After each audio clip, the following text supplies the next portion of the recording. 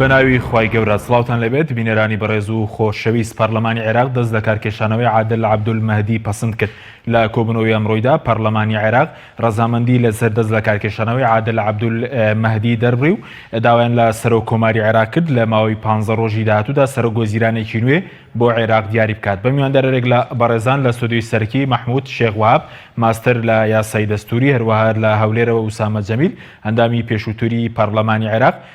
تاوتوی ئەم پرسە دەکەین سەرەتا راپۆرتێک دەبینین. هذه موافقة من المجلس إشارة إلى المادة 75 من الدستور على قبول استقالته. پەرلەمانی عێراق دەست لە کارکێشانەوەی عادل عەبدولمەهدی پەسەند کرد. ژمارەیەک پەرلەمانتاریش داوا دەکەن سەرۆکوەزیرانی نوێ کەسێکی سەربەخۆ بێت. لە دانیشتنی ڕۆژی یەکشەممە پەرلەمانی عێراق بە ئامادەبوونی 241 ئەندام دەست لە کارکێشانەوەی عادل عەبدولمەهدی پەسەند کرد. لە نامەی دەست لە کارکێشانەوەی عادل عەبدولمەهدی داهاتووە وەک وەڵامدانەوەیەک بۆ دوایین پەیامی مەرجەعی باڵای شیعەکان و ئارامکردنەوەی دۆخەکە دەست لە کارکێشانەوەی خۆی و حکومەتەکەی پێشکەشی پەرلەمان کردووە. لە بەشێکی دیکەی نامەکەیدا بۆ پەرلەمان عادل عەبدولمەهدی دەڵێت وڵات لە دۆخی ئێستادا بەرگەی حکومەتی کاربەڕێکەر ناگرێت و تکا لە پەرلەمان دەکات ڕێکارەکانی دەستنیشانکردنی سەرۆکوەزیرانی نوێ بگرێتە بەر. لای خۆشیەوە محەممەد حەلبوسی سەرۆکی پەرلەمانی عێراق دوای دەست لە کارکێشانەوەی سەرۆکوەزیران ڕایگەیان دەست لە کارکێشانەوەی عادل عەبدولمەهدی چۆتە بواری جێبەجێکردنەوە و پەرلەمان نووسرا و ئاراستەی سەرۆکۆماری عێراق دەکات بۆ ناونانی سەرۆکوەزیرانێکی نوێ بە پێی مادەی 76 دەستور. هاوکات لە یادداشتێکدا بۆ سەرۆکی پەرلەمانی عێراق نزیکەی 50 پەرلەمانتار داوا دەکەن سەرۆکوەزیرانی نوێ کەسێکی سەربەخۆ بێت. لە یادداشتی ئەو پەرلەمانتاران داهاتووە پێویستە پەرلەمان بڕیارێک دەربکات کە سەرۆککۆماری عێراق پابەند بکرێت سەرۆکوەزیرانی نوێی عێراق کاسایەتیەکی نیشتیمانی سەربەخۆ و بە تەنها هەڵگری ڕەگەزنامەی عێراقی بێت. لە دوای 2003 شەوە پۆستی وەرنەگرت بێت و لەلایەن خۆپیشاندەرانی شەوە قبوڵکراوە بێت. لەلایەکی دیکەوە دەربارەی دیاریکردنی سەرۆکوەزیرانی نوێ هاوپەیمانی سائیرون کە خاوەنی زۆرترین کورسی پەرلەمانە باز لەوە دەکات سازش لە مافی خۆیان بۆ خۆپیشاندەران دەکەن. لە کۆنگرەیەکی ڕۆژنامەوانیدا هاوپەیمانی سائیرونی سەر بە موختەدا سەدر ڕایگەیان هاوپەیمانیەکەیان گەورەترین کوتلەیە دەبێت کاندید بۆ پێکێنانی حکومەت دیاری بکەن، بەڵام بەڕەچاوکردنی فەرمانەکانی موختەدا سەدر بۆ کۆتایهێنان بە پشکێنەی حیزبی و تایفی سازش لەو مافەی خۆیان بۆ خۆپیشاندەران دەکەن و گۆڕەپانی خۆپیشاندەران دەبێت سەرۆکوەزیرانی نوێ یەکلا بکەنەوە. دەست لە کارکێشانەوەی عادل عەبدولمەهدی لە کاتێکدایە تاوەکو ئێستا کوتلە سیاسەکان لەسەر جێگرەوەیەک ڕێک نەکەوتون. بە پێی دەستوریش سەرۆکۆماری عێراق دەبێت لە ماوەی 15 ڕۆژدا سەرۆکوەزیرانی نۆ بۆ پێکێنانی حکومەت ڕاستپێرێت. با بڕوای چاودێرانی دۆخی عێراق ورسە لایەنەکان لە ماوەیەکی کەمدا لەسەر دیاریکردنی سەرۆکوەزیران ڕێک بکەون، چونکە لە دوایین هەڵبژاردننی پەرلەمانی عێراق لایەنەکان دوای 6 مانگ لەسەر دانانی عادل عەبدولمەهدی ڕێککەوتن. عادل عەبدولمەهدی سەرۆکوەزیرانی دەست لە کارکێشاوەی عێراق لە ساڵی 1942 لە پارێزگای بەغدا لە دایک بووە. لە دوای ساڵی 2003 چەندین پۆستی دیاری وەرگرتووە. لە سەردەمی حکومەتی کاتی عێراق بە سەرۆکایەتی عەلاوی وەزیری دارایی بووە. لە ساڵی 2005ش تاوەکو 2011 جێگری سەرۆککۆماری عێراق بووە. لە ساڵی 2014 لە سەردەمی حکومەتەکەی عەبادی وەزیری نەوت بووە. دوایین جاریش لە 24 دەی 2018 پەرلەمان وەک سەرۆکوەزیرانی عێراق متمانی پێدا. دوای ساڵێک و 1 مانگ و 7 ڕۆژیش لە دەست بەکاربوون لە ژێر فشاری خۆپیشاندەران دەستی لە على قبول استقالة السيد رئيس مجلس الوزراء. هل يوجد اعتراض؟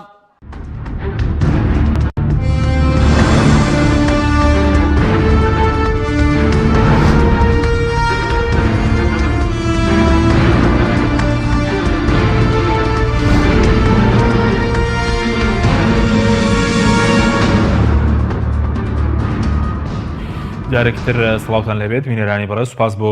میوانەکانمان کاک مەحموود بەخێر بێنگستەتە لە بەڕێستانەوە دەست پێ بکەین بەر لەوەی کە قسە لەسەر ڕێکارەکانی پێکەنانی حکوومەتێکی نوێ بکەین لە ڕووی دەستوریۆ چۆنە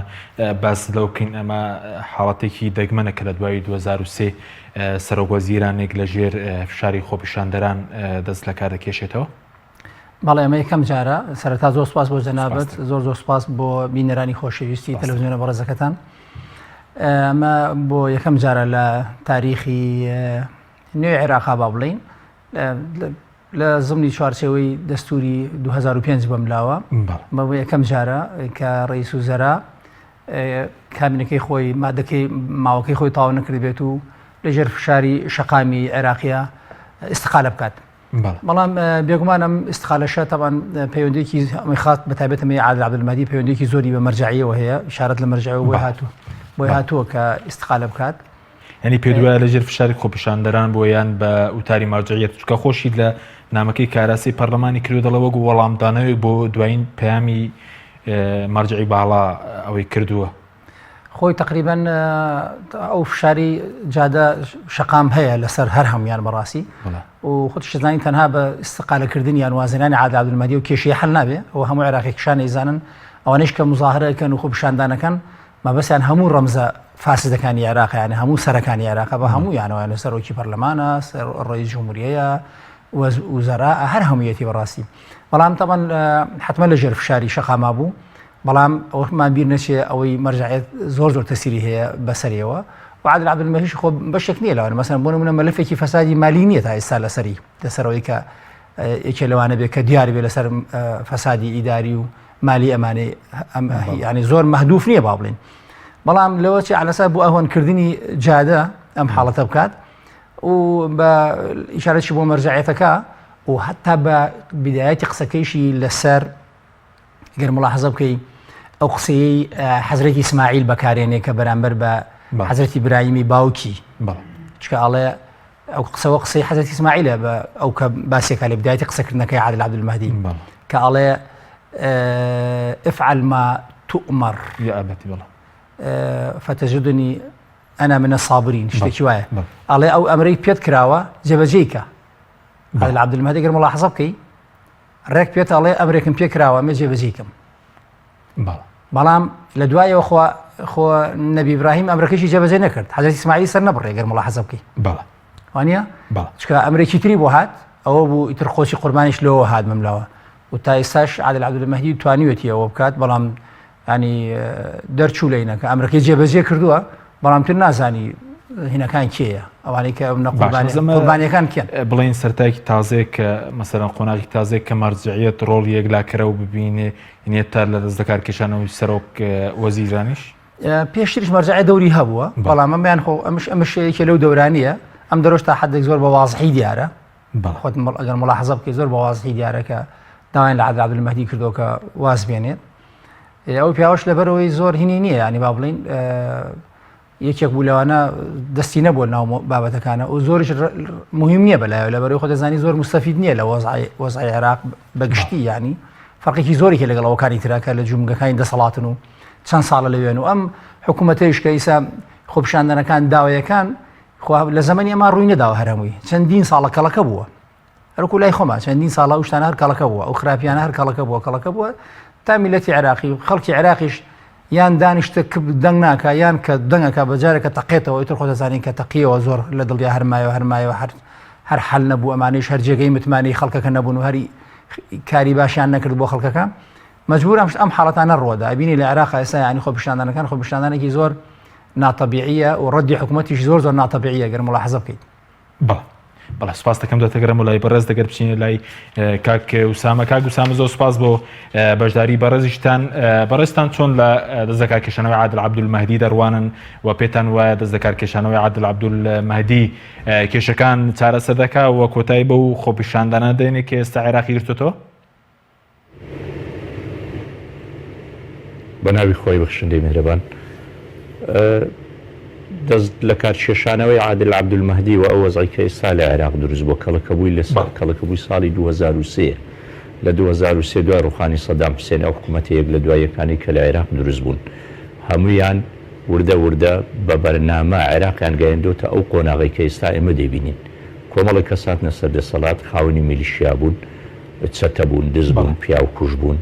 گەندەڵ بوون و عێراقیان وێران کرد ئینتیمای نیشتیمانیان نەهێشت عێراقیان تەسلیمی وڵاتی دی کرد هەرچی سامان و سەروەتی وڵات و بەهەدەریان برد ئەوەی حسابی بۆ نەدەکرا هاوڵاتی بوو ئەوەی حسابی بۆ نەدەکرا عێراقی بوو تەنها خەمی خۆیان بوو لە پەنای دین لە پەنای مەزهب لە پەنای مەرجع ئەوەی ویستیان کردیان هاوڵاتی عێراقی گەیشتە قۆناغێکی وە کەوا نەیتوانی تەحمل بکا بەرگەی ئەو مەزع بگرێ ئەمان هەرزوو هەستیان دەکرد کەوا ڕۆژێک دێ ینی عێراق تووشی ئەم حاڵەتە دەبێ و هەموو هاوڵاتێکی هەر کەسێکیش کە بڕوانێتە بارودۆخی سیاسی و ئابرو کۆمەڵایەتی عێراق باشکرا دەبینێتەوە ڕۆژێکدا دێ ئەم مەزع دەتەقێتەوە آخر معقول نییە تۆ لە وڵاتێک بی تا ئێستا تۆ جادەیەک دروست نەکرد بێ بینایەک دروست نەکرد بێ ئاوەدانکردنەوە نەکرد بێ سەرەتاییترین خزمەتگوزاریت پێشکەش بە هاوڵاتی نەکرد بێ کەچی بە ناوی دین بە ناوی خاک بە ناوی نیشتیمان بە ناوی مەسەب بە خۆت ڕاست و چەپ لێ بدەی هیچ حساب بۆ کەس نەکەی حتمما دەتەقیەوە ئەم مەزع وای کرد کەوە لە دوای هەڵبژاردنەکانی کەوە پار کرا لایەنە سیاسیەکان ترسێکیان هەبێ لەواکەوەی ئایا کەسێک هەڵبژێرن یان ناجگە لە حەیدەر عەبادی کە پێی دادەگت جاریشتر بێتە سەرۆکی ئەنجومەنی وەزیران بەڵام ئەویش هەر مەرجعیە نەیهێشت یعنی یەکەم جار نییە مەرجعیەت وەکو بڵێ کە عادل عەبدولمەهدی گوت ئیستیقالە بدە مەرجعیەت یەکەم جار نییە و بڕیارانە دەدا دوای 8 ساڵ لەبوونی مالیکی بە سەرۆکی ئەنجومەنی وەزیران ئەگەر جەنابەت بەبیرت بی و کاک مەحموودیش بەبیری بی هەرستانی بوو گوتی مالیکی کۆتایی پێهات قۆناغی بوو نابێت جارێشتر بێتە سەرۆکی ئەنجومەنی وەزیران ئیتر مالیکی لەژێر ئیرادەی مەرجع و فشاری ئێران و ئەمریکا کە هەموو جارێ ئەو دووە ڕێک دەکەون لەسەر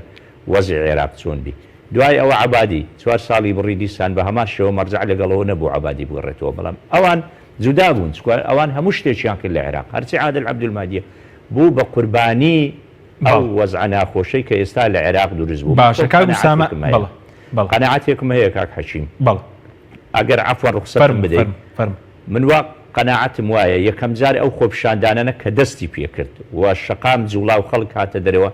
دەستی لایەنە سیاسیەکانی دژی عادل عەبدولمەهدی تێدایە چونکە هەر هەمیان معارض بوون کەوا عادل عەبدولمەهدی ببێتە سەرۆکی ئەنجومەنی وەزیران بەڵام بە فشاری ئێران بە فشاری ئەمریکا بە فشاری مەرجعیەت ڕازی بوون هیچ چارەیان نەبوو تەسلیمی ئەم واقعە بوون ئیتر چۆن وا بکەن کەوا عادل عەبدولمەهدی بکەنە بارودۆخێک و وەزعێک کەوا وای لێ بێ و بەجێ بێڵێ حتمما بەشێکی ئەگەر جەنابەت بەبیریت بی ماوەیەک بەر لە ئێستا قەیس خەزعەلی کەوا یەکێکە لە سەرکردەکانی ئاسایبی حەلب وتی لە مانجی ئەوەندە مزاهرە دێتە دەرەوە خەڵک دێتە سەرجادە و خۆپیشاندان دەکات وەکو بڵێ دەتوانی بڵێ لە باگراوندی خۆپیشاندانەکان ئەوان دەستیان تێدا بوو بەڵام ئێستا شەقام واز وڵاوە لەدەست ئەوانیش دەرچووە ئێستا شەقام بەدەست ئەوانیش نەماوە ڕاستە عادل عەبدولمەهدی گۆڕە بەڵام دێمە سەر پرسیارەکەی جەنابەت پێم وانییە بە گۆڕانی ئەو بەنەمانی ئەو وەزع عێراق هێور بێتەوە ئەمڕۆ دوورشمی خۆپیشاندەران لە شەقام ئەمڕۆ ئەوە بوو کەوا دەبێت پەرلەمان و سەرۆکاتی کۆماریش هەڵوەشێتەوە هەر ئەمڕۆ دووبارە هێرشیان کردوتەوە سەر قۆنسوڵەی ئێران لە نەجەف دیسان سوپاندیانەتەوە ئەمڕۆ چەندین خوێن ڕژاوە چەندین کەسی تر کوژراوە لەبەر ئەوە حاڵەتەکە لەوە دەرچووە بەلابردنی کەسێک هێور بێتەوە بەڵێ پێ دوایە ینی مەرجعیشیان تێپەڕاندووەکو کاک مەحموود ئاماژەی پێکرد کە لە دوایین دەست لە کارکێشانەوەیدا مثلەن عادل عەبدولمەهدی مەرجعیە دەشوپێنێ بە حەزرەتی ئیبراهیم و خۆی بە ئیسماعیل سەلات و سەلامی خۆیان لێبێ ینی مەرجعیەتیش ینی ئەم خۆپیشاندەران ئەویشان تێپەڕاندووە من قەناعەتم وایە مەرجعیەتیش ئەم جارەکەتە ژێر فشاری خۆپیشاندەران یعنی شەقام کە بەجارێ جوڵا ئەسڵەن لە زۆر شوێن لە شارەکانی جنوب نوێنەری مەرجعیەت ئەو بینایی کە هەی بە سووتاندویانە هێرشیان کردوتە سەر حوسەینیەکان سەر شوێنی یعنی حاڵەتەکە گەیشت بووە ئەوەی کە ئەگەر مانگێکیشتر ڕەنگە یا دوو مانجی ببردبایە قەناعەتم وا بۆ هێرشیان دەکردە سەر شوێنی سیستانیش سەر مەرجعیەتی ژانی خەڵکەکە ئەوەندە بێزار بووە تۆ دەزانی لە ئاخر ئەحسایە کراوە 140 خەڵکی نەجەف و کەربەلا مولحیدە بە تایبەتی گەنجەکان لە ڕقی مەزهب لە دژی ئەو حاڵەتی کەەوە ئەوان دروستیان کردووە تەنانە دینیشیان لە بەرچاو ناشرین بووە یعنی تۆ دین کە بێ بەکاربێنی بۆ خۆت بەکاری نێنی بۆ خزمەتکردنی خەڵک حتمما خەڵک لە دین دوور دەکەوێتەوە 140 گەنجەکانی شاری نەجەف و کەربەلا ئێستا مولحیدن یعنی ئەوە بەجێی ئەحساییەک کەوا کرایە یعنی شتێکی ڕسمی و ئەحسایەکی علمیە نەک شتێکیەوە عەشایری بگوتری یعنی ئەمە وای کردووە سیستانیش لە خۆی بترسێ مەرجع لە خۆی بترسێ کەوا ڕەنگە خۆپیشاندەران ئەم جارە لە قۆناغێکی دیدە هێرشیان کرد بە سەر مەرجع و بە یەکجار ئەوانیشیان بسووتان بە ئەمە ترسێکی گەورەیە خۆ با پێت بڵێم یعنی ڕاستە مەرجع شتێکی گەورەیە بەڵام لە عێراق قۆنسولیای ئێرانی لە هەموو شتێک گەورەترە سەفارەی ئێرانی لە هەموو شتێک گەورەترە کەچی خەڵک هێرشی کردە سەر قۆنسوڵی ئێرانی سووتاندی لەبەرە من واتێ دەگەم مەرجعیت ئەم جارەکە تەژێر فشاری خۆپیشاندەران واگەر هات و سیستانی ئەگەر هەبێ نازانم وجودی هەیە ساڵی 2004 وتیان تەمەنی 85 ساڵە ئێستاوە ئێمە 2015 ینی دەبی 110 ساڵ بێ ئەگەر هەبێ ئەو پیاوە ئەگەر هەبێ حتمما کەوتۆتە ژێر فشاری خۆپیشاندەران هیچ چارەی نەبوو دەبا ئەو قسەی بکە بەڵام عادل عەبدولمەهدی ئەمە جۆرێکە لە داڕشتن و دەیەوێ مەزلومیەتی خۆی پیشاندەکەوە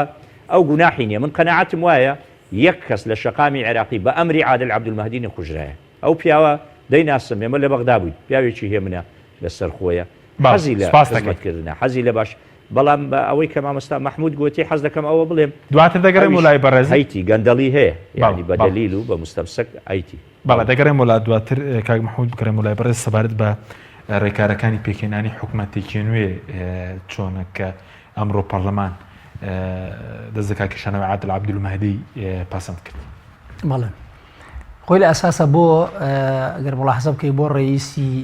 وزەرا یان سەرۆکی حکوومەت ئالەتێکی وان نییە بۆ ئیستقالەکەی لە دەستوری عێراقیە ئەگەر ملاحەزە بکەین بەڵام لەسەر قاعیدەیەکی دەستوریە لەسەر ئەو قاعیدەیە کە قاعدەی تەوازی لەشکال وەری اختصاصات بەئتبار خۆی پەرلەمان ئەو هینەی داوەتێ ئەو شەرعەتی داوەتێ چکە خۆزانی لێ ئەو سقەیە لە پەرلەمان وەرگرتووە و ئەتوانێت بێتەوە لەو شوێنەیشە خۆی ئیسقالەکەی ئیشکال لە سەرەوەش بوو کە ینی ئایا دەستگای کێشانەوەی ئارەسەی سەرۆک کۆمار کەیان پەرلەمان بکە بەس خۆی وتی عادل عەبدولمەهدی پرسی بە سەرۆکی دادگای فیدراڵی کردووە کە دەست دەکات کێشانەوەی ئارەسەی پەرلەمان بکە. بەڵێ چکە وەکو باسم کرد لەسەر ئەو قاعیدەیە لەسەر قاعدەیەکەیە کە پێیان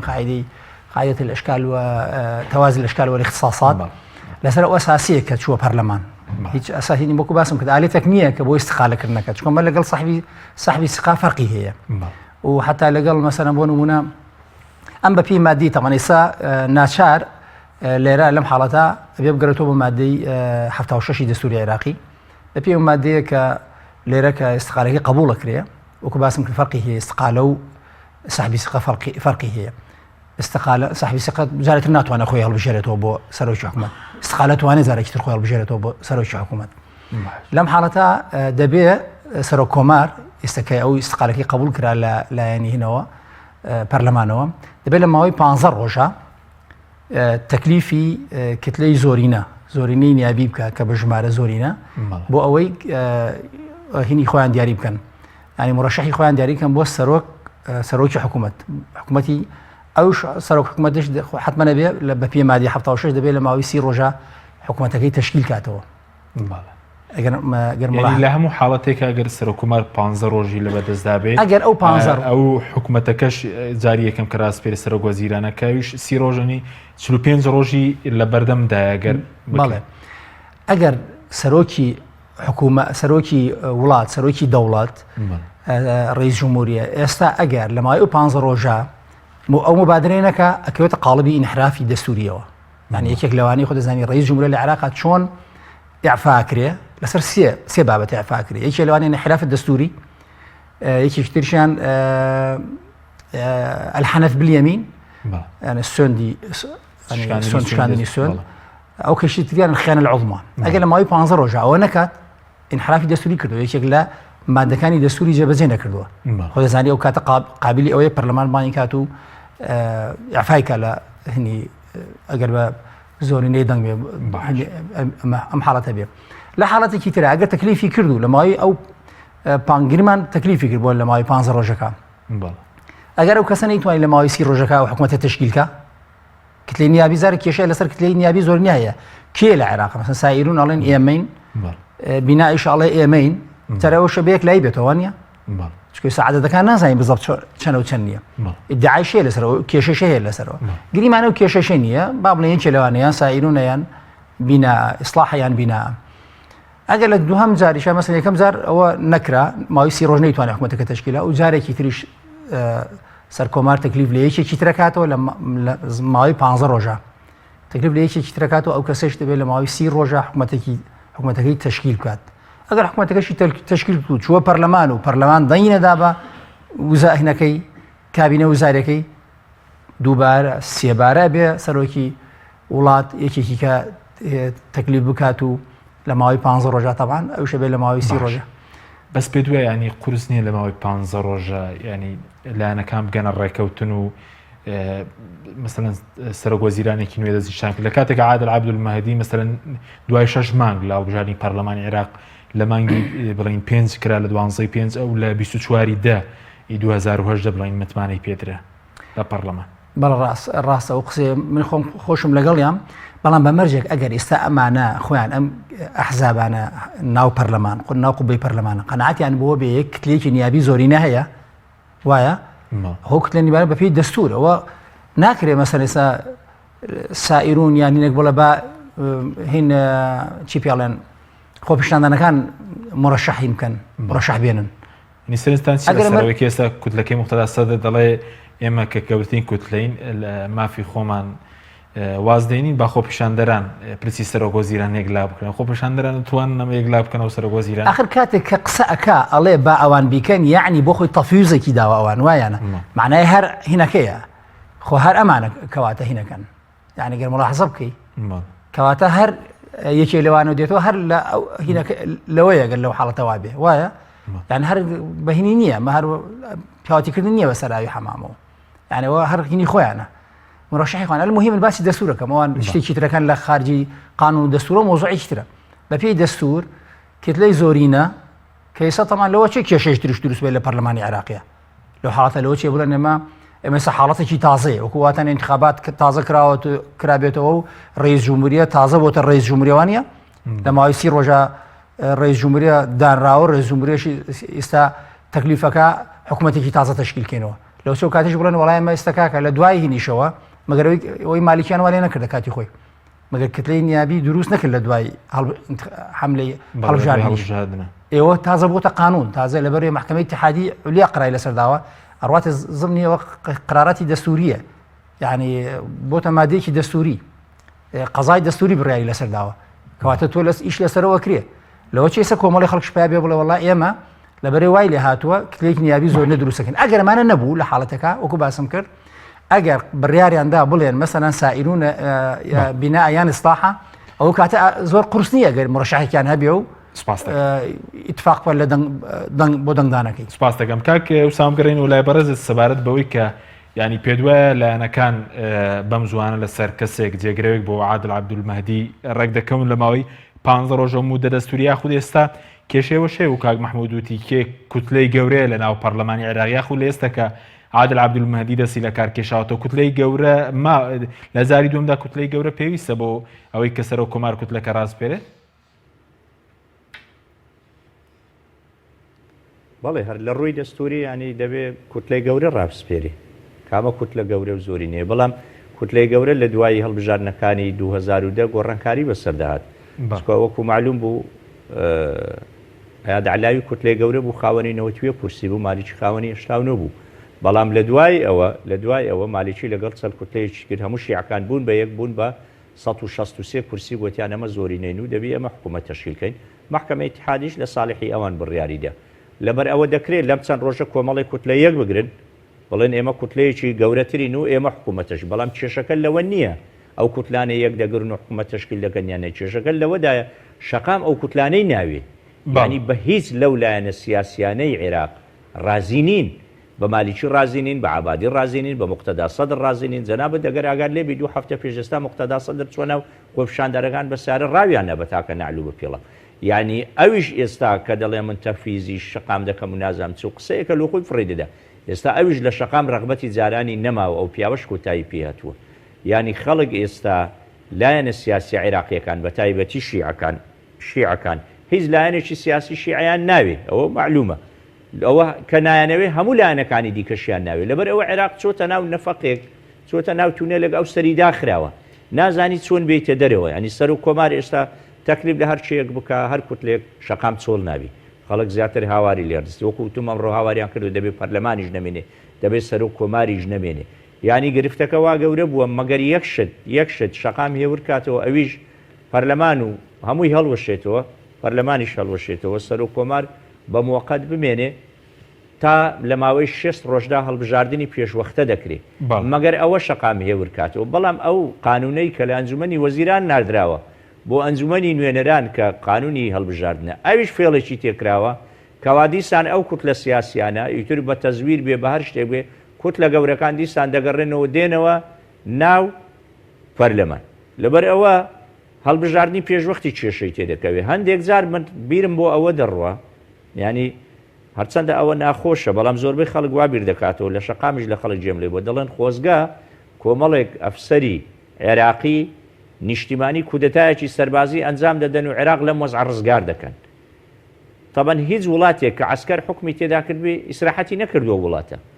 بە بەڵگا ئەوە میسر ئەوە جەزایر ئەوە کۆمەڵ سووریا عێراق پێشتر بەڵام وەکو بڵێ وەکو منفەزێک بەڵام ئەوەش ئاسان نییە چکۆ ئێران نەک دەستی لە قورجی عێراقە دەستی لە هەناوی عێراق ئەمریکا بە هەمان شێوە ینی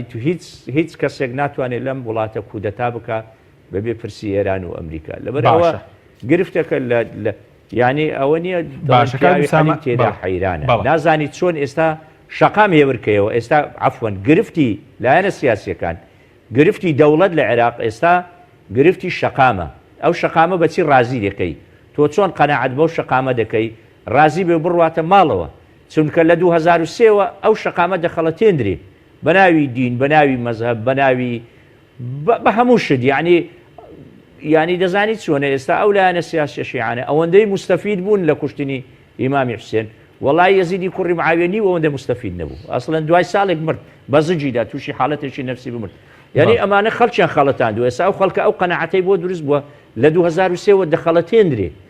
لەبەر ئەوە متمانەی نەماوە دەڵێ هەر کەسێکی بێ بە سەرۆشی ئەنجومەنی وەزیران هەر عیلاجی دەردی من ناکە هەر کەسێک بێتە پەرلەمان هەر ینی وەکو وتم عێراق کەوتۆتە ناو تونەڵێک ئەو سەریدا باشە کاگوسامە بەڵێ ئەوەی کە بەرەز وتت ڕەنگە و ئەوە کێشەی خۆپشاندەران چارەسەر نەکاگەر حکوومەتێکی نوێ شپێک بهێنرێ بەزەوەندەی کە بەرەز داگادار بیانی ئەوانەی کە ئێستا ناویان دەهێنرێ کەس هەیە ناوی بهێنرێ بۆ سەرۆکوەزیرانی نوێ ناو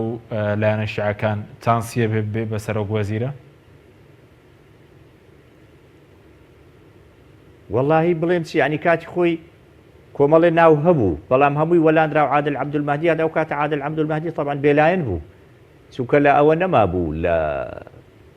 گەڕ عەمار حەکیم ئەوانە ئینشقاقیان کرد خۆیان حیزبەکیان دروست کرد بە هیچ کورسیان نەهێناوی تر ئیعلانی کرد گوتی من بێلایەنم ئێستا تۆ ئەگەر کەسێکی بێلایەنیش بێنی کەسێکی تەکنۆقرات بێنی کەسێکی نیشتیمانی بێنی کە بێوێ ئەو وڵاتە چاک بکاو بەرەو پێش بە چۆن دەتوانێت لە کاتێکدا جموەکانی دەسەڵات هەمووی بەدەست حیزبی داعوە و بەدەست کوتلەکەی عەبادیە جەیش ئەسڵەن وجودی نییە میلیشیا تەحەکوم بە وڵاتە دەکا ینی وڵاتێکە لە تەوقی سەریەوە تابنی پێی هەمووی وێران بووە کابرایەکی مەدەنیش بێ هیچی پێ ناکرێ چکۆ ناتوانێت هیچ بکە ینی ناتوانێت بڕیارێک بدا ناتوانێت دوو کەسی فاسد بداتە محکەمە دێن کەسی فەقیر و ئەولا دەدەن کاکە ئەم وڵاتە بۆ چا دەبێتەوە نوری مالیشی بدەیە محکەمە و بیگری و محکەمەی بکەیت لەسەر ئەو هەموو کوشتن و بڕین و دزەوینانی داعشە کردی و ئیعدامی بکەیت حەیدەر عەبادی بگری بیدێ محکەمە چکۆ جێشی عێراقی بەکارهێنا لە بۆ سەرکردکردنی هاوڵاتیانی خۆی کە هێرشی کردستەر ناوچە جێنا کۆکەکانەوە هەموو شوێنانەی گرتەوە هادی عامری بگری کە کاتی خۆی لە شەڕی عێراق ئێران شان بەشانی ئێرانیەکان لە دژی عێراق شەڕی دەکرد ئەوە خیانەی عوزمایە کاک محمود دەزانێ ینی لە ڕووی دەستوری ئەوان ینی ئەوانە بێنی ئەو مەجموعە سەرە گەورە بێنی نانهێڵی لەم وڵاتە میلیشیا حەل بکەی نەیهێلی ئەو کاتە وڵاتی وردەبتەوە کەسێکی مەدەنی دەتوانێت حکومی ئەم وڵاتە بکە بەڵام تۆ کەسێک بێنی کە هیچ دەسەڵاتی نەبی کە دەست و پێی بەسترابی حتمما هیچی پێ ناکرێت دوای ساڵێشتر دەکەوینەوە ناو هەمان جێژەوە بەداخەوە بەڵێ سوپاس دەکەم کاگوسامە بەڵێ بینێرانی بەڕێز ناوبڕێکی کورت و دەگەڕینەوە وڵاتە تۆپ ئارت تاکە بریکاری تۆڕی میدیایی کۆمەڵ بۆ دروستکردن و بڵاوکردنەوەی ڕیکلام تۆپ ئارت ئایا تا ئێستا کێشەی کارەبات هەیە؟ بێزار بوویت لە کێشەی کەمی کارەبا و بڕانی بەردەوامی؟ بە دوای کارەبایەکی بەردەوام و بێکێشە و تێچووی کەمدا دەگەڕێیت؟ ئەوە فانسی پاوەر سەرجەم و کێشانەی بۆ چارەسەر کردویت بە دانانی سیستەمی سۆلار و وەرگرتنی وزە لە خۆرەوە بە بەکارهێنانی باشترین مەوادی ستانداردی جیهانی کە سەرجەمیان گرنگی چەندین ساڵیان لەگەڵدایە بە سەرپەرشتی ئەندازیار و ستافی شارەزا و بازمون کارەکان جێبەجێ دەکرێن ئەم سیستەمە دوورە لە تێکچوون و هیچ تێچوویەکی ڕۆژانەی نییە هەروەها بە دۆستی ژینگە ناسراوە و ژینگە لە پیسبوون دەپارێزێت فانسی پاوەر بۆ داهاتوویەکی ڕووناکتر ناونیشان سلێمانی شەقامی مامۆستایان نزیک شەقامی قەنات تەلاری جاسەنا 1970 153 85 85 ئێوە چی بخوازێ ئارەزووتیان لارچی بێ برنجیمانیا بەدەستم بە ئاسانی دروستە بێ کاتێ هەموو شێت تاو بوو خۆشترینیان بێتە سەرمێت تەموو چێژی برنجی ئیمانیا یەکتری داگرنامێ لە ڕۆژی لەدایک بوون تا تۆ شایستەی جوانترینی ئەمەوێ هەموو دڵخۆش بن تۆ شێش لە ژیان ببینی برنجی مانیا هێزی خوانە شایستەی ماڵ میوانە برنجی 11 هندی و 11 پاکستانی مانیا بە تام و چێژ و ناوازە و تەنیا تاکە برنجە لە هەموو ئەوروپا بەکاردێنرێت.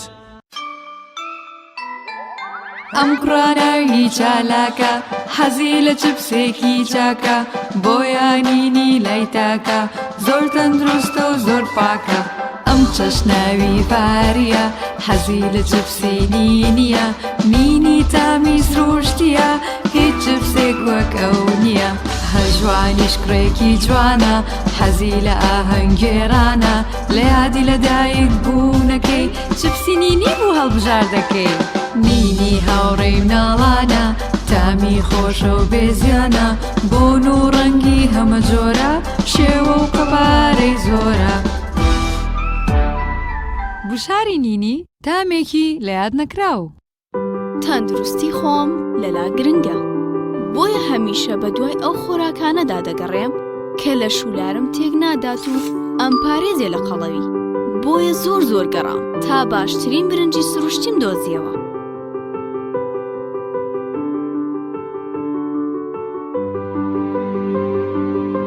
برنجی هاومەلی پریمۆم بۆنداری تایلەندی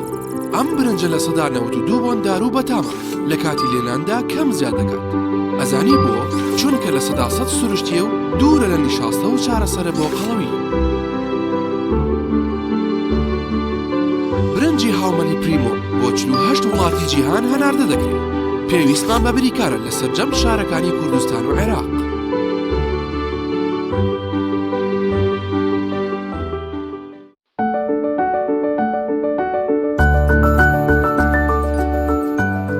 ڕاستە هەستی دایک بوون زۆر جیاواز و چێژبەخشە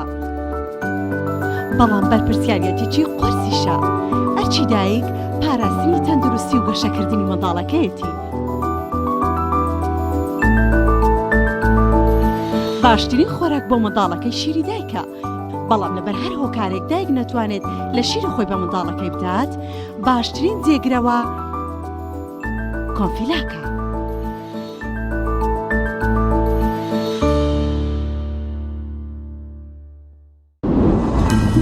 تۆپ ئارت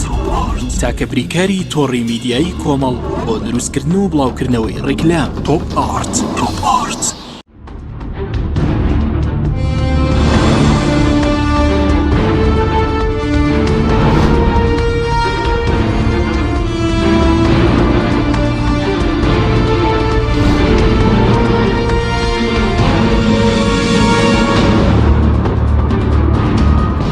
جارێکتر سڵاوتان لەبێت بینەرانی بەڕێز کاک محەممەد بگەڕێن بۆ لای بەڕێز سەبارەت بە سەرۆکوەزیرانی نوێ ئەمڕۆژ ژمارەیەک پەرلەمانتە زیاد نزیکەی 50 پەرلەمانتار نامەیەکیان ڕاستی سەرۆکاتی پەرلەمان کردبوو کە داوا دەکەن بڕیارێک بدەن سەرۆکۆمار پابند بکرێ بۆی کە سەرۆکوەزیرانی داات و کەسێکی سەربەخۆ بێ هەڵگری ڕەگەزنامەی عێراقی بێ ڕەگەزنامەی دیکەی نەبێ و لە دوای 2023ەوە پۆستی نەبوو بێت لە دەستورە مەرجەکانی بۆ نمونە سەرۆکوەزیران چینەوەی بە پێی دەست و کەسێک کە ببێ بە سەرۆکوەزیران کاندید سەرۆکوەزیران. بەڵێ بە پێی دەستور ئەوانە دیاری نەکرا دەستور بۆ ڕئیس وزەرا بۆ سەرۆکی حکوومەت ئیشارەتی بۆ بەهین کردو بە هینەکانی با بڵێن مەرجەکانی سەرۆک کۆمار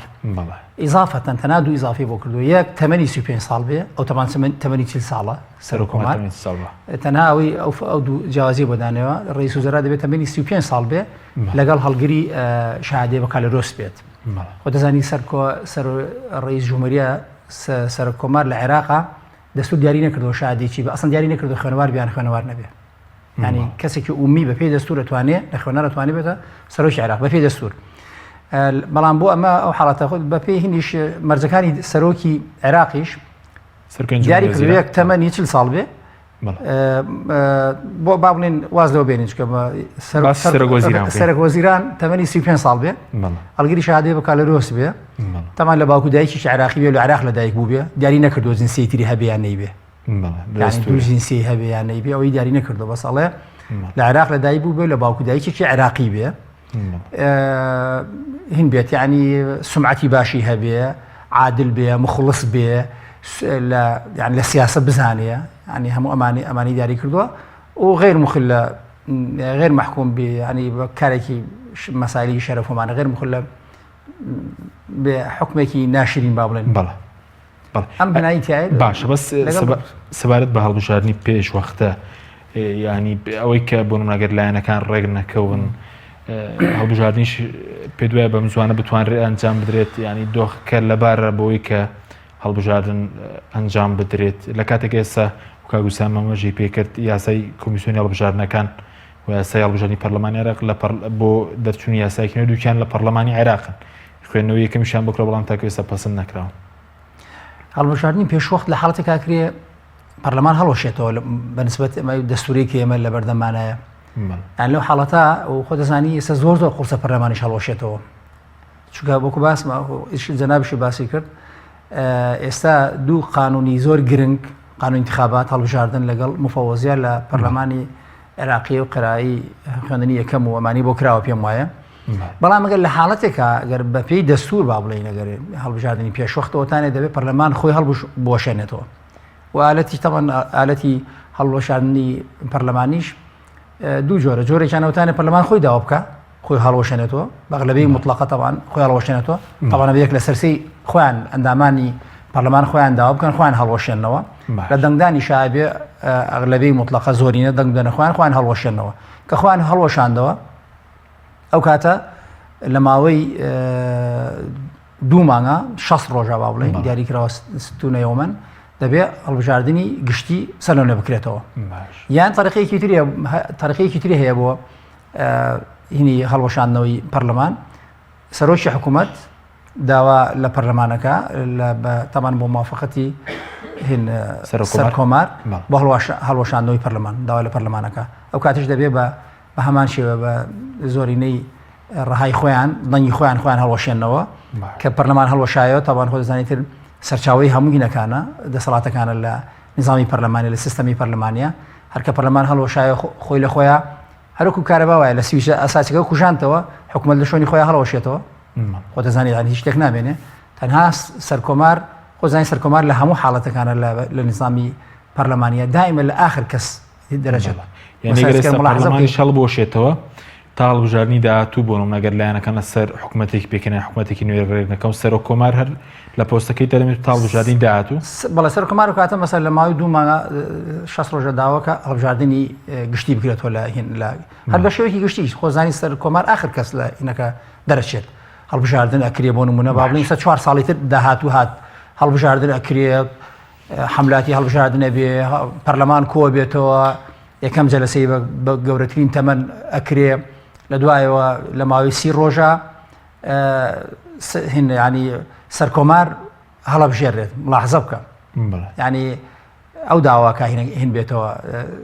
ینی بزانە 2 مانگە پەرلەمان نەماوە مەسەلەن پێشتر خۆی 45 ڕۆژ پێشەوە پەرلەمان خۆ دەزانی هینە بێتەوە هەڵەوەشێتەوە حملاتی هەڵبژاردنەمانە بەڵام آخر کەس سەرکۆمارێتە هەر حاڵ کە باسی هەڵبژاردننی پێشوەختەکەی هەڵبژاردننی پێشوەختەکەی پەرلەمان خۆی حل بکات بەو شێوازی حلکردنیش ئەو دوو تاریخەیە ئەو کاتە لە ماوەی ڕۆژە بەڵام ئەمە زۆر قورسە تەبان ئێستا زۆر زەحمەتە پەرلەمان خۆی هەڵەوەشێنێتەوە چکە عێراق کەوتە ناو بۆشایەکی دەستوری قانونی زۆر گەورە سپاس دەکەم دواتر قسە سەر حکوومەتی کاربڕێکرد دەکەین چۆنە کارەکانی چۆن دەگرم و لایبرز کاگوسام گەرم و لایبرز سەبارەت بە کورد پێ وایە هیچ ئێستا هیچ ڕۆڵێکی دەبێت لە دانانی سەرۆکوەزیرانی نوێی عێراق یاخود خۆی ئامادە کردووە بۆ قۆناغی دوای عادل عەبدولمەهدی پێشتر پشتگیریکردن بوو لە مانەوەی حکوومەتە کورد و سونە ئێستا زیاتر ڕۆڵی تەماشاکرد دەبینن چاوەڕێن بزان وەزعەکە بەرەو کوێ دەگات سونە ئەوە ینی داخکراوە وەکو بڵی پێشتر بە ناوی داعش و بە ئەوانەوە یا دەتوانین بڵێن شتێک نەماوە بە ناوی سونە کە قورسایی هەبێت لە عێراق و کۆتایی پێێت بە هەمووی پەرت و بڵاو بوون و ئەوەی ماش بێ ئێستا ناتوانێت بجوڵێت ترسی ئەوەی هەیە گەر هات و ڕای دەربڕی یا شتێکی کرد یا بەیاننامەش دەکرد تووشی کێشەوێ هەرچەندە لە ناو خۆپیشاندانەکانی جنوب زۆر هاواریان دەکرد خەڵکی غەربیە وەرنە سەر شەقام وەرن پشتمان بگرن ڕەمادی لەبەر چ بێدەنگن مووسڵ بۆ بێدەنگن ئەمانە بەڵام ئەمان داخکرانەوە و ترسان هەیە کوردیش هەر یعنی وەکو ئەوەی بڵێ شتەکە چونکە پەیوەستە بە شیعە مەسەلەی سەرۆکی ئەنجومەنی وەزیران بڕیار درراوە کە هەر لەوان بێ جارێت تەماشاکەرە کە چووە بەغداش بۆی ئەو ڕێکەوتنە بکات لەگەڵ بەغدا لە مەسەلەی نەوتەوانە هەر بۆ ئەوەی بوو ئەگەر سبەینێ حکوومەتێکی دی تشکیل بوو یا دروست بوو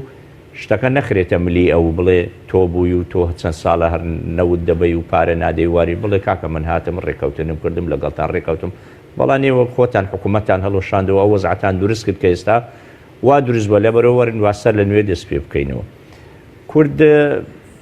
یعنی بە تەبیعەتی حاڵ پێم وایە هەر ئەو هابی باشترە جارێ نەچێتە ناو گەمەکە چوە گەمەکە مەترسێکی زۆری تێدایە کاتی خۆی کە کورد دژی نووری مالیکی وەستاوە و ئێمە هەموو ئیمزامان کۆکردەوە دامانە سەر و کۆمار مامزەلال بە ڕەحمەت بیکەوە تەقدیمی پەرلەمانی بکە بۆی سەحبی سیقەی لێ بکەین وەزعێکی تون لە بینی بەغدا و هەولێر دروست بوو دوای هەڵبژارنەکانی 2014 کە مالیکی نەما کورد بە تایبەتی یەکێتی و پارتی زۆر بە جددی پشتگیری عەبادیان کرد لە کاتێکدا 4 ساڵەی ئێمە لە پەرلەمان بووین زۆر جار عەبادی کە توندی دەکرد کوردەکان دەچوونە لای مالیکی داوایان لە مالیکی دەکرد کەوا بە عەبادی بڵێ تۆزێک شلی بکاتەوە چونکە عەبادی سەرۆکی لیژنەی مالی بوو هەر ئەو بوو جێی بڕی ئەو ئەندازیاری ئەوەی بوو کەوا و چەش ببڕێ بەڵام کورد لە ڕەتفعلی مالیکی وتی با بچین عەبادی بێنین و پشتگیری بکەین و عەبادی باشترە دوایش عەبادی ئەو کەسە دەرچوو کە بینی من وا دەبینم وان پێ باشەکەوە جارێ کورد بێدەنگ بێ باشە زۆر نەچێتە ناو دۆخەکە با بزانێ شیعەکان بەنیازی چین دەیانەوێت چی بکەن چێ بکەن بە سەرۆکی ئەنجومەنی وەزیران ئەو کاتە دەکرێت هەنگاو بە هەنگاو ئەویش هەنگاو باشە ئەی لەبارەی دۆخی عێراق و کوردستانی شۆ ینی دەست لە کارکێشانەوەی سەرۆک وەزیران کە بە سەرکەوتنێک بۆ خۆپیشاندەران هەژمار دەکرێت چی تێدایە و چ پەیامێکی تێدایە بۆ هەرێمیش لە سەراستی بە خۆداچوونەوە لە هەرێمی کوردستان وڵا طبعا عادل عەبدولمەهدی ئەوڕۆ ئیستیقالەکەیدا و جارێ هەردەمینێ وەکو سەرۆک وەزیرانی کاربڕێ کرد تا وەکو کەسێشتر دیاری دەکرێت و حکوومەت تشکیل دەکا و سوندی یاسایی دەخۆن لە پەرلەمان بەڵام ئەومانە دیارە ئەو کورساییەی نییە وەکو ئەوەی کەوا دوونێ ڕێیز و زەرایەکی تۆکمە و پتە بوو سوێندی یاساییان خوارد و سەکان پێدرا بوو لە پەرلەمان کورد نازانم من نابینم یعنی بە خۆی دابچیتەوە من نابینم ئەو وەزعی لە بەغدا و لە جنوب دروست بۆ مەترسی ئەوەی هەبێ کە لێرەش دروست بێ زۆر بەسیقە و متمانەوەیش دەکەن ئەسڵەن لە یەک دەلا دیشتەکان بیست بووم کەوە یا سەرۆکی حکوومەت یا یەک وەزیرەکان ئیسیهانیان بۆ خۆپیشاندانانەی جنوب کردبوو گوتیان با بەچی 100,000 کەس هاتە سەرزادەی 30 ملیۆن کەس لە چاو 100,000 چییە باشە تو نازانی ئەو 100,000 هاتە سەرزادە بۆی بکوژرێ یعنی دڵنیانێ ئێوارێ دەگەڕێتەوە مارێ ئەوەی دەستە ناو خۆپیشاندان ئێستا لە عێراق هیچ کاتێک لەوە دڵنیانە کە ئێوارێ بچێتەوە ماڵی خۆی نان بخوە 100,000 کەس بێتە سەر شەقام بۆی خوێنی بڕژێ ئەوە گاڵتەی پێ ناکرێ بەڕاست باشە بۆچی پیان وایە حکوومەتی هەرێم وەلایەنە سیاسیەکان وەڵا ڕەنگە بڵێن ئەمە کۆنتترۆلی وەزعەکەمان کردە بینیت کە خەڵک هاتە سەر شەقام چۆن تەعامولیان لەگەڵ خەڵک کرد بە شەق لە مامۆستایاندا خەڵکیان تۆقاند خەڵکێکی زۆریان گرت ئەزیەتی خەڵکیاندا ئەجا خەڵک لێرە بەڕاستی تووشی جۆرێک لە یەئس بووە لە حیزبی دەسەڵاتدارە لە حیزبی معارەزە یعنی لە هەموو شتێک کە دەیبینی خەڵکی هەرێمی کوردستان تووشی بێزاری بووە تووشی بێتاقەتی بووە چاوەڕێ ئەوەیە نازانم بڵێم چاوەڕێ چییە ینی ئەوە یەک کە خۆی نایەتە سەر شەقام دووش مەترسێکی گەورە هەیە لە عێراق بەڕاستی بەرامبەر بە کورد ینی سبەنێ فەرەزەن ئەگەر گەلی کوردستان هاتە سەر شەقام ئەو وەزعی گۆڕی تەسلیمی بە بەغدا بوو تۆ پێت وایە ئەو حکوومەتەی لە بەغدا هەیە و بە تایبەتی شیعەکان لەو بەرپرسە کوردانە باشتر بن بۆ گەلی کورد بە تاکید خراپترن و باشتر نین ئەوە ترسێکی گەورەیە بەڕاستی ڕەنگە ئەوەش یەک لە سەبەبەکان بێ من هیوادارم یعنی حکوومەتی هەرێم بەجددی لە وەزع بڕوانێ و بزانێ گۆڕانکاریەکی گەورە لە عێراق بڕێوەیە و ئەگەر ئەوان بە خۆیان دانەستنەوە بیر لەوە نەکەنەوەکەوە حاڵی سیاسی و ئابووری و کۆمەڵایەتی هەرێمی کوردستان باش بکەن بە تاکید ڕۆژێک دادێ ئەو لافاوە بەرگەی لێ ناگیرێ باشە زۆر باشە بە سەبارەت بە عادل عەبدولمەهدی بۆچی ینی مێژووی سیاسیە و کە ئێستا تەمەنی نزیکەی 80 ساڵ بڵێن 77 ساڵ بەم شێوەیە کۆتاییات لە کاتێکە باز لە پێشتر بازەکەیەکی کە لە سیاسی هەرە باشەکان بەڵام کۆناغی مەسەلەن کۆتایی تەمەنی سیاسی بەم شێوەیەک لە سەردەمیە و ئەو هەموو خۆپیشاندەرە کوژران. بەڵێ من ئەو دوو ڕۆژەی بیر لە عادل عەبدولمەهدی دەکەمەوە هەمان شکل و شێوەی مرسیم دێتە بەرچاوی کە لە میسر پێیان کرد هاتە سەردەسەڵات بە هەڵبژاردن دەرسوبوو بە سەرۆکی میسر لە ماوەی ساڵێک و نیو بە عەسکەر و بەلایەنە سیاسیەکان و هەمیان ملیان لەبەر ملینا ملیان لەبەر ملینا بۆ پیاوە نەیتوانی هیچ بکە لە کۆتاییدا کودەتایان لەسەر کرد و لایاندا و حکومەتێکی تریان دروست کرد و عەسکەر هاتەوە سەردەسەڵات ئەوەی ئێستا بەسەر عادل عەبدولمەهدی هاتیە من قەناعەتی کولیم هەیە لایەنە سیاسی خاوەن میلیشیاکان دەستیان تێدایە مالیشیە عەبادیە هادی عامریە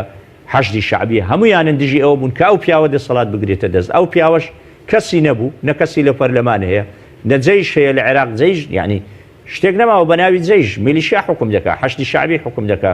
کەس نەبوو پشتی بگری تووشی ئەو حاڵەتە بوو کەوایان لێ کرد و فعلەن فەوتاندیان یعنی من قەناعەتم بوو یەکەم ڕۆژ کە خۆپیشاندان دروست بوو ئەو بێ ئیستیقالە تەقدیم بکە بەڵام بە تاکید بە زەختی ئێران با زەختی میلیشیاکان تاخیری کرد چکە وایان دەزانی ڕەنگە چەند ڕۆژێک بێ خۆپیشاندان بچێتە ژوورەوە بەڵام لە کۆتاییدا هەر بەداخەوە ینی چارە نووسەکەی بەوە گەیشتکەوە باش ئێستا کەس تەمەنای ناکە و کەس خۆشگەی باشە نیو خولەک پێدواناتم وا بوو ینی من وا تێدەگەمەگرە و پیاوە بمایە و دەسەڵاتی هەبوایە خزمەتی عێراقی دەکرد نیو خولەک تێڕوانیت بۆ دۆخەکە چیە ینی پێدوای هەڵەشانەی پەرلەمانیشی بەدوادادێت بەڵێ من وای دەبینم بڵێ من وای دەبینم هەڵۆشانەی پەرلەمانیشی بەدوادابێ و هەڵبژاردننی پێشوەخت بکرێت سوپاس دەکەم کاک محمود زۆر بە کوتی سەبارەت بە حکومەتی کاربەرەکەر ئێستا کە حکومەتەکەی عادل عەبدولمەهدی بۆتە حکومەتێکی کاربەرەکەر ئیش و کارەکانی چین ینی دەتوانێت شتی استراتیژی بکات مەشاری استراتیژی ناتوانێت بکات بەڵام تەصریفی خوار حکومەتی تەصریفی ئەعمال هەر بە پێی مادەی هەشتاوەیەکی دەستوری عێراقی بڕگەی یەکەم خۆتۆزانی خەلەم حاڵەتە فەرقێکی سەوە عادل عەبدولمەهدی خۆشم شخصی خۆش زارە نازانمەوە چێکن لەبەرەوە بە پێی دەستور سەرکۆمار لە حاڵەتی خولووە ڕاتە شوێنەکەی بەس ئێستا دەکرێت بە حاڵەتی چۆڵبوون دابنرێت ئەگەر تۆ ملاحەزە بکەی ئەڕواتە شوێنەکەی حکومەتەکەش بەچی حساب بکرێ بە پێی مادەی 61 لەم حاڵەتە لەوێ بە هەشتاویەک سەرکۆمەرە ڕاتە شوێنەکەی بە پێی مادەی 61 لەم حاڵەتە ئەوێتە چی ئەوێتە حکومە مستەقیلە یعنی حکومەکە مستەقلە بەس لا سحب الثقة بە پێی دەستوری عێراقی لە سحب الثقة ڕێزوزەرا ئەمێنێتەوە تا 30 ڕۆژ ئەمێنێتەوە وەزەراکانیش ئەمێنێتەوە بۆ تەصریفی ئەعمالەکانی بەڵام لە ئیستقالەکە لەبەرەوە باسمان کرد یعنی یاسا و ڕێسایەکی تایبەت نییە لە ئینەکە لە دەستور لە ئیستقالە یان لە خولووە کە ئێستا خولووە باوڵێ ڕێهین ڕێزوزەران نییە خولوو هەیە ڕێیز جومهوری ڕاتە شوێنەکەی عەجەبە ئێستا لەم حاڵەتە یعنی تۆ بەرهەم ئینەکانی ڕایەکە یان ئەوە مێنێتەوە چکە لە لێرە تەناقوز هەیە لە مادەی 81 و 61 بەپێی دەستور وایە چکە ئیستقالە فەرقی هەیە لەگەڵ سحب الثقة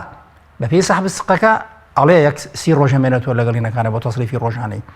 بەڵام لە ئیستقالەکە لە خولووە کە ئێستا خولووە ئەڵێ ڕێیز جومهوری ڕاتە شوێنەکەی